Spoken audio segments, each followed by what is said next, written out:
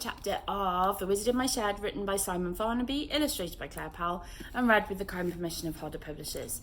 And when we read the last chapter, Jerobo is now in the 21st century. He has found Julian, who it turns out is his long-lost ancestor, and they are looking to cause trouble together.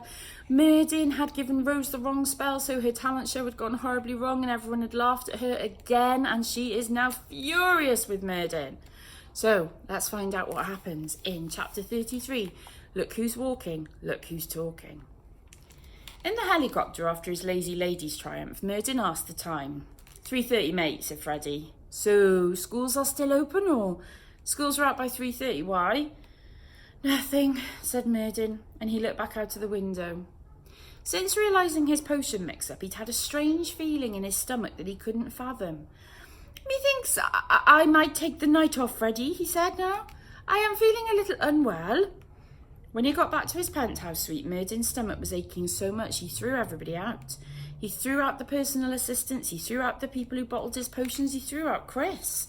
Where am I supposed to go? Chris asked. Go and see thy love Shakya, said Merdyn. Do not be a fool and letteth her slip from thy fingers, thou loitersack. So Chris headed to Shakya's, even though she'd said she didn't want to see him again until he wasn't the best-looking boy on the planet. I mean, how many girls are brave enough to say that? Merdyn even threw out his agent. Merds, Freddie pleaded. What's your beef, buddy? I needed some space, thou rigfire, Merdyn hissed, though he wasn't sure what beef had to do with it. Then Merdyn ordered 7 portions of fish and chips from his personal fish and chip shop and sent the chef home too. He rolled a few balls in his personal 10-pin bowling lane. He'd got pretty good at bowling lately. He got a strike every time, but even this didn't make him feel any better. Then he threw himself onto his sofa and watched the entire Harry Potter franchise back to back. He remembered how he'd seen the first film with Rose and her family at their house that night, and he recalled how they'd all laughed as he'd kept complaining about magical and historical inaccuracies. He fell asleep during Harry Potter and the Deathly Hallows Part 2 and awoke the next morning with a battered cod stuck to his face.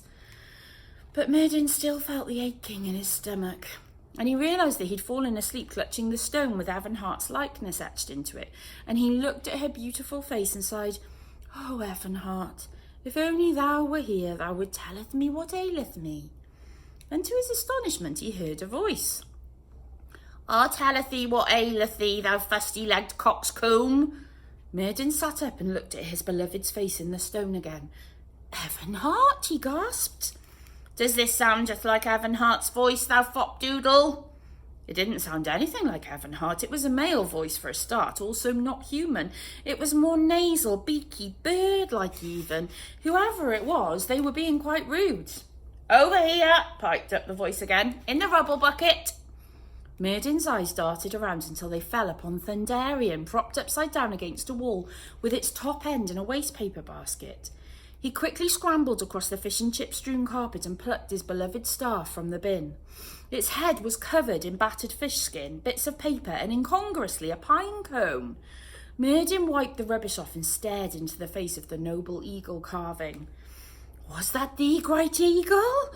Thundarian? Did thou speak? Nothing. Merdyn blinked. Had he imagined it? Then he looked down at the pine cone he discarded at his feet, and he noticed now that it had a folded piece of paper wedged in between its scales.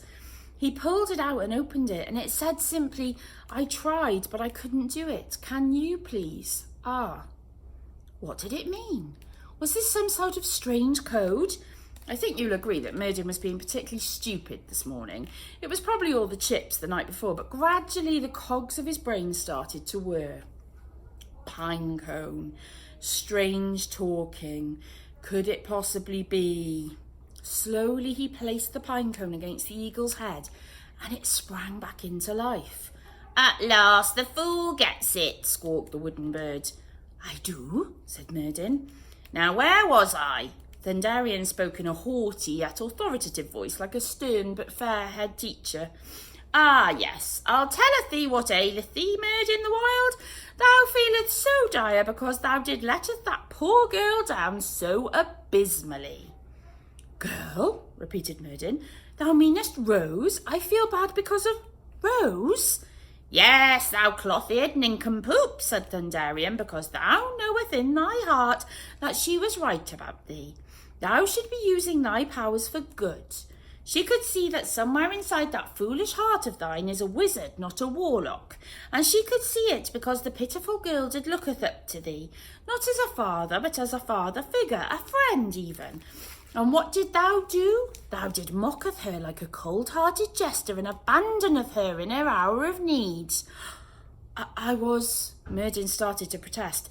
Thou were what? Too busy? The wooden eagle interrupted. Busy doing what? Being famous? Having your ego massaged? Being a hufty-tufty? Look at what thou have become in such a short space of time. Thou have divorced nature.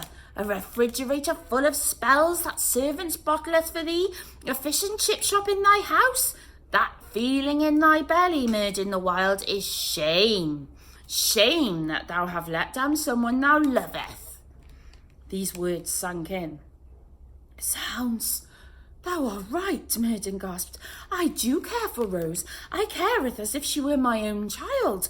It's Rose. That's why I feel it so bad. Finally the bell ringeth for the dunderhead, the staff hollered.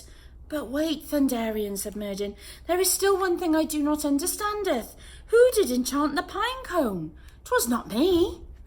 Look at the note, thou ninny hammer.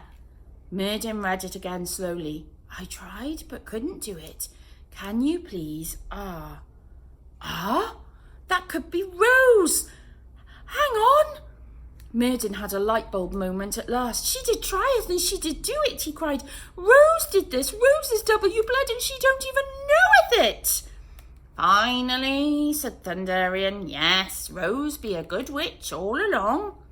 That's wonderful news. Come, Thunderian. Merdyn tucked the pinecone in his pocket and headed out the lift door, clutching his wise staff. Thou art very clever, Thunderian. Rose a W blood, who knew? I did, thought Thunderian, but he couldn't say it because Merdyn had taken the pinecone away from his head and put it in his pocket. Ah, well, the staff said to deaf ears, I suppose that's me quiet again for another 2,000 years.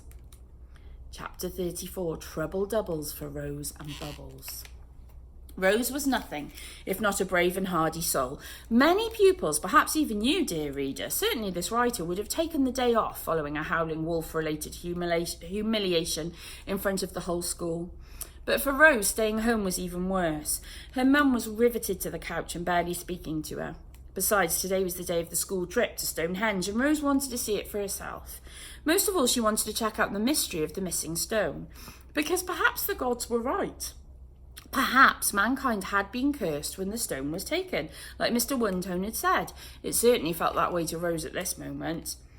The school coach left at 8 a.m. and Rose sat on her own somewhere in the middle. She'd never felt so lost and alone. She'd finally let go of her singing dream. She was useless at it, just like she was useless at everything else. Her dad was wrong. The only thing she'd ever be great at was being a loser, and at that, she was a world champion. She checked on Bubbles, who she tucked into her school bag this morning. She knew he couldn't talk anymore, but she liked to know he was there. After all, he was her only friend left in the world. The cats, of course, were sitting at the back of the coach, having commandeered all 5 seats for themselves. Tamsin kept trying to get Rose's attention when the others weren't looking, but Rose wasn't interested. She just stared stubbornly out of the window. Finally, the coach pulled up at Stonehenge, and the children spilled out. Despite her misery, Rose was amazed by Stonehenge in the distance. It stole the air from her lungs as soon as she laid eyes on the circle of huge, imposing stones, fully 4 metres high, 7 feet wide, and as thick and as heavy as a car. She suddenly found she was nearly as excited as Mr. Wundtone himself. The teacher hurried the class past a souvenir shop where an artist was selling scale models of Stonehenge, heading for the stone circle itself.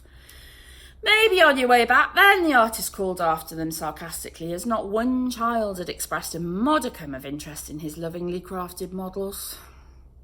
It was a long walk to the stone circle. Once there, the class followed the protective rope pegged round the stones as they walked past the monument, listening to Mr. Wundtone's drone. Radiocarbon technology puts the date of the stones at around 3000 BC, which means they've stood here for nearly 5,000 years. So if you thought your nan was old, it was meant to be a joke, but because Mr. Wundtone didn't change his inflection to indicate this, no one laughed, apart from Rose, who sniggered out of politeness. Mr. One-Tone was her partner for the trip after all, since no one else wanted to be in a pair with her. The cats nudged each other. "Teacher's pet," hissed Katrina. "Yeah, and that pet's a wolf," quipped Andrea. Tamsin just looked awkward. "That doesn't mean to say the formation of the stone hasn't changed," Mr. One-Tone continued as they reached the far side of the monument. "Here's the space for the famous missing stone on the east side, which was removed around 1500 years ago." Rose looked curiously at the space on top of two giant pillars, like two giant goalposts missing a crossbar. "Who has breached the perimeter ropes?" Mr. One-Tone said suddenly. A quick head count revealed that the whole class was present, but someone was walking inside the stone circle itself. In fact, now it looked like there were two people running between the stones. "Hello," Mr. One-Tone called out. "You're not allowed to breach the perimeter ropage. I shall have to call security." "Go ahead," came a voice from the centre of the stones. "See if I care." Rose felt there was something familiar about the voice, and then out from behind a stone stepped Julian Smith, aka Jarabo the Great. What was he doing here? Then things got even weirder. Another man walked out from behind a different stone, a man who looked exactly like Julian but was dressed in black and gold and looking like he was from Merdyn's time. Rose felt her breath escaping her lungs in one big whoosh. Could this be the original Jeremiah Jarabo? The two identical men strutted toward the middle of the circle and climbed onto the central altar stone. "We've come for Rose Falvey," declared Julian. Everybody looked at Rose. Rose just grinned nervously. "Hand her over and there will be no blood spilled at this great magic circle today," added the other Julian, or maybe Jarabo in black and gold. I should hope that there won't be any blood spilled anywhere here today, Mr. Man," said Mr. One-Tone, raising his voice an octave. "I'm going to call security." Then Rose watched in horror as probably Jarabo opened his black and gold spellbook and chanted mellifluously, "Holca Stonoretta!" Rose recognised the enchantment at once. "The stone spell," she blurted. No sooner had the words left her lips than shrink! Mr. One-Tone turned to stone. The school children gasped, someone screamed, a few tourists felt dizzy. Hysterically, Katrina pointed her finger at Rose. "I told you she was a witch!" Julian spun to look where Katrina was pointing, scanning the children's faces. "There she is, great etc. Grandad," he said suddenly, also pointing at Rose, "with the frizzy hair and glasses." Jarabo strode across the grass towards Rose, causing the other children to run a safe distance. "So thou art Rose Falvey," he said. "Allow me to introduce myself. I am Jarabo, the original Jarabo. Thou may have heard Merdyn speak of me." Rose tried to run too. "Young Julian," said Jarabo, "a chance to use your new powers. Perform the treacle spell." An excited Julian flipped open his spellbook, chanted loudly, "Anima Chacatis," and promptly turned himself into a chicken. Jeremiah rolled his eyes. "Sorry, great etc. Grandad," squawked Julian. "Worry not, my progeny," Jarabo said, turning him back into a human. "You will learn eventually." Then he performed the treacle spell himself. Suddenly, the ground beneath Rose's feet turned to treacle, literally. Not only could she not move her feet, she could feel the sugary syrup soaking through her shoes. "Humana giganticus," Jarabo chanted. As Rose flailed about in the sickly sludge, she saw her shaken fallow pupils staring over her shoulder in fresh horror. She swivelled round to look as best she could in all the goo. Uh-oh. Whatever fresh spell Jeremiah had performed, he was now 20 metres tall and still growing. As Rose watched, his blonde quiff poked an unsuspecting goose in the backside as it migrated across the sky. A broad smile spread over the wicked wizard's huge face as he saw Rose's terror. He took a step towards her. Boom! The world around them shuddered when his giant foot hit the ground. Rose began struggling afresh in the treacly mush like a fly in a spider's web. Heave, twist, but Jarabo just laughed. The noise was so loud that the windows on the souvenir shop shattered over a mile away. Then he reached out his orangutan hand, and with a twist of his wrist, he picked Rose up in his giant fist. And we're going to leave it there. Join me next time for chapter 35. Bye! Bye.